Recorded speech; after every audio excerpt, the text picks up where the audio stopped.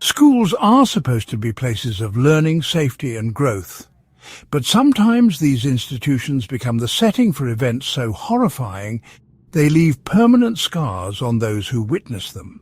Today, we're diving into 3 real-life horror stories that took place in schools, stories that expose the darkness that can exist in even the most innocent environments. Eric and Dylan were both seniors, and while they weren't considered complete outcasts, they were known to be part of a small group labelled as the Trenchcoat Mafia. Beneath their seemingly normal exterior, they were secretly building an arsenal. Over the course of a year, they acquired firearms illegally and constructed nearly 100 homemade bombs using propane tanks, pipe bombs and Molotov cocktails. The original plan wasn't just a shooting, it was a bombing. They intended to detonate 2 propane bombs in the cafeteria during lunch to kill as many students as possible and then pick off the survivors as they fled the building.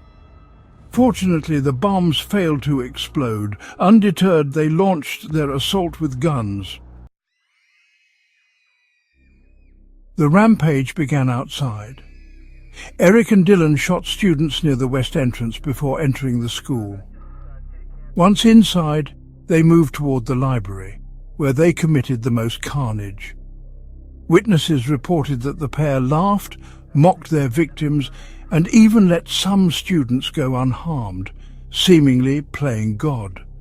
They killed 12 students and 1 teacher and injured over 20 others. The 2 then retreated to the library, where they committed suicide. The massacre lasted 49 minutes, but changed the landscape of school safety forever. It led to increased security measures, anti-bullying campaigns and lockdown drills.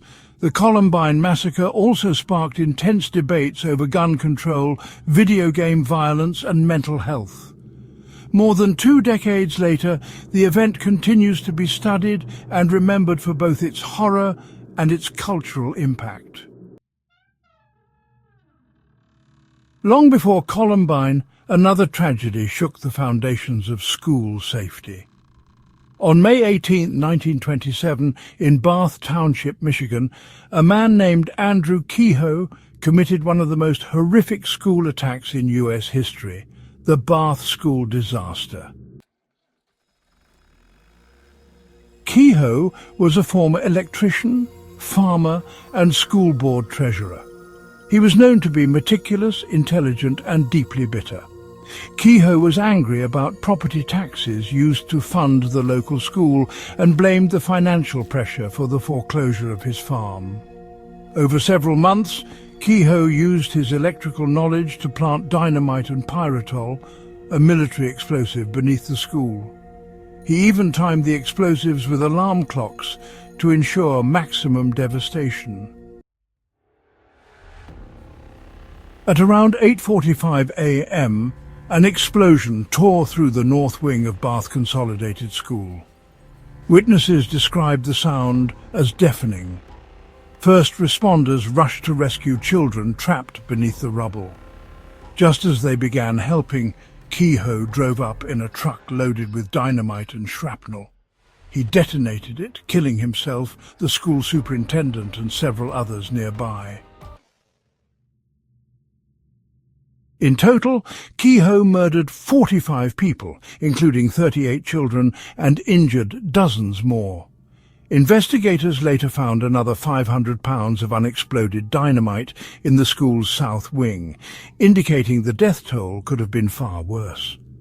Before leaving home that morning, Kehoe also murdered his wife and set fire to his property, destroying everything he owned. The Bath school disaster remains one of the deadliest acts of mass murder in a school setting, yet it is seldom mentioned in modern conversations. A memorial stands in Bath Township, and survivors pass the story down through generations, hoping we never forget how calculated and devastating one man's rage can be. Our third story takes us to Taber, Alberta, Canada. On April 28, 1999, just 8 days after the Columbine massacre, a similar horror played out at W.R. Myers High School. A 14-year-old student, known publicly only by his initials due to Canadian law, walked into the school with a .22 caliber rifle and opened fire. The shooter had endured years of bullying and isolation. According to reports, he was routinely mocked for his appearance, speech and behavior. He had recently been expelled from the school, but returned with a clear plan for vengeance. He concealed his rifle under a trench coat and entered through a side door during the lunch break. He fired several rounds in a hallway crowded with students. 17-year-old Jason Lang, who had nothing to do with the bully or the shooter, was shot and killed instantly. Another student, 17-year-old Shane Christmas, was seriously injured. Staff quickly subdued the shooter before more lives could be lost. Canada had rarely experienced school shootings before this moment. The Taber shooting prompted nationwide reflection on bullying, mental health support, and school security. The shooter was tried under the Youth Criminal Justice Act and received the maximum sentence, 3 years in custody and 4 years of community supervision. The sentence was controversial, igniting debate on how youth offenders should be punished in violent crimes. To this day, Jason Lang is remembered as a kind and gentle soul who lost his life in a senseless act of violence. His father became an advocate for anti-bullying campaigns and school safety reforms in Canada. These stories aren't easy to tell, but they are important. They serve as grim reminders that the unthinkable can happen, even in places meant to nurture and protect. Behind every headline are families shattered, communities changed forever, and lessons we must never ignore.